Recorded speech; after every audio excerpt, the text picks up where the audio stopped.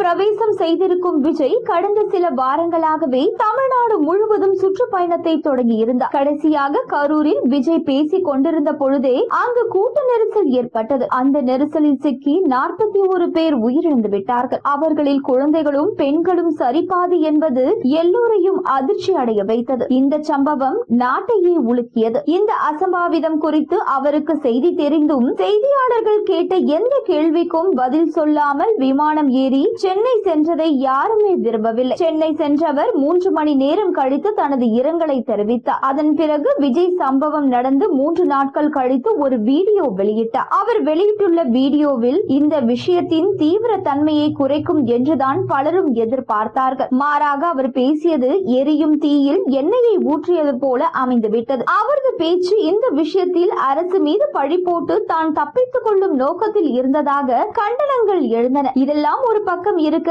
தாவேகாவிற்கு எதிராக நீதிமன்றமும் காட்டமான கருத்தை தான் முன்வைத்து வருகிறது. முக்கியமாக விஜய் மீது ஏன் இன்னமும் வழக்கு பதியவில்லை என்று கேட்டுவிட்டது. இதனால் இந்த விவகாரம் அடுத்தடுத்து என்ன மாதிரி பயணிக்கும் என்பதை பொறுத்திருந்துதான் பார்க்க வேண்டும். இந்த நிலையில் பிரபல பத்திரிகையாளர் தேனி கண்ணன் தனியார் யூடியூப் சேனலுக்கு ஒன்று கொடுத்த பேட்டியில் இந்த விஷயத்தை தனது மகன் விஜய் இப்படி மோசமாக ஹேண்டில் செய்து விட்டாரே என்று எஸ்.ஏ. சந்திரசேகர் சோகத்தில் இருக்கிறார். விஜய் வீடியோ வெளியிட்டுள்ள அடுத்த நாளிலிருந்து எதுவுமே சாப்பிடாமல் இருக்கிறார் என்றுதான் அவருக்கு நெருக்கமானவர்கள் கூறுகிறார்கள் என்றார். விஜயின் வெற்றிக்காக அவரது தந்தையும் இயக்குனருமான எஸ்.ஏ. சந்திரசேகர் ஒரு வேண்டுதல் செய்து வருவதாக சொல்லப்படுகிறது. அதாவது எஸ்.ஏ. சந்திரசேகர் தன் வீட்டில் மதியம் அனைவருக்கும் அன்னதானம் செய்து வருகிறாரா, யார் வேண்டுமானாலும் அந்த அன்னதானத்தை எடுத்துக் கொள்ளலாமா? இதை எஸ்.ஏ. சந்திரசேகர் அவரின் மகன் விஜய்க்காக செய்து வருவதாக சொல்லப்படுகின்றது.